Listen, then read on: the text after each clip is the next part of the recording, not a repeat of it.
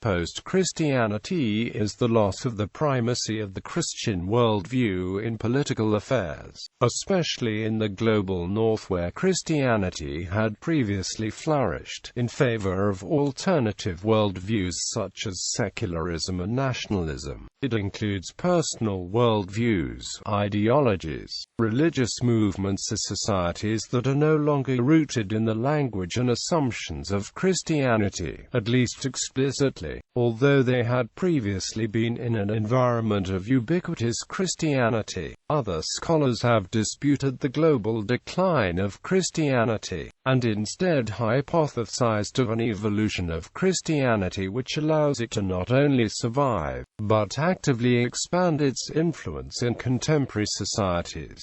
Decline of Christianity. Historically, the majority of Christians have lived in Western, white nations, often conceptualized as European Christian civilization. Many theorists argue that Christianity was an important ideological branch of Western imperialism and tied to the history and success of colonialism. As a result, the loss of Christian influence in the West and the development of post-colonialism have led to beliefs of inevitable global decline of Christianity. A post-Christian world is one in which Christianity is no longer the dominant civil religion but has gradually assumed values, culture, and worldviews that are not necessarily Christian. Post-Christian tends to refer to the loss of Christianity's monopoly, if not its followers, in historically Christian societies. Post-Christian societies can be found across the global North. For example, though the 2005 Eurobarometer survey indicated that the majority of Europeans hold some form of belief in a higher power, fewer point explicitly to the Christian God. In his 1961 The Death of God, the French theologian Gabriel Vahanian argued that modern secular culture in most of Western civilization had lost all sense of the sacred, lacked any sacramental meaning, and disdained any transcendental purpose, a sense of providence, bringing him to the conclusion that for the modern mind, God is dead.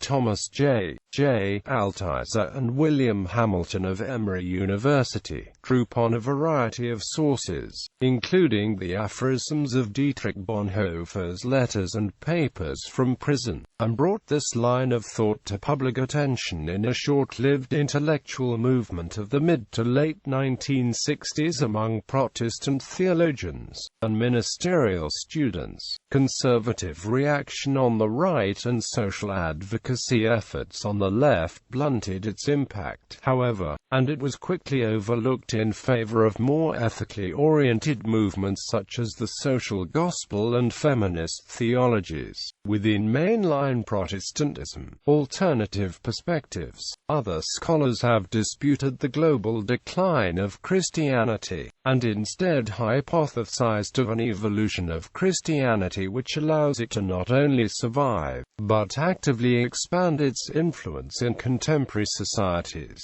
Philip Jenkins hypothesized a Christian revolution in the southern nations, such as Africa, Asia, and Latin America, where instead of facing decline, Christianity is actively expanding. The relevance of Christian teachings in the global South will allow the Christian population in these areas to continually increase, and together with the shrinking of the Western Christian population, will form a new Christendom in which the majority of the world's Christian population can be found in the South. Charles Taylor, meanwhile, disputes the God is dead thesis by arguing that the practices and understandings of faith changed long before the late 20th century, along with secularism itself. In A Secular Age, Taylor argues that being free from Christendom has allowed Christianity to endure and express itself in various ways, particularly in Western society. He notes that otherwise secular ideas were, and continue to be, formed in light of some manner of faith. He stresses that loss of faith reflects simplistic notions on the nature of secularization, namely the idea of subtraction. Thus,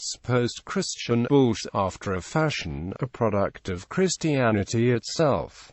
Other uses. Some American Christians also use this term in reference to the evangelism of unchurched individuals who may have grown up in a non-Christian culture where traditional biblical references may be unfamiliar concepts. This perspective argues that, among previous generations in the United States, such concepts and other artifacts of Christianity would have been common cultural knowledge and that it would not have been necessary to teach this language to adult converts to Christianity. In this sense, post-Christian is not used pejoratively, but is intended to describe the special remediative care that would be needed to introduce new Christians to the nuances of Christian life and practice. Some groups use the term post-Christian as a self-description. Dana McLean Greeley, the first president of the Unitarian Universalist Association, described Unitarian Universalism as post-Christian, insofar as Christians no longer considered it Christian, while persons of other religions would likely describe it as Christian, at least historically.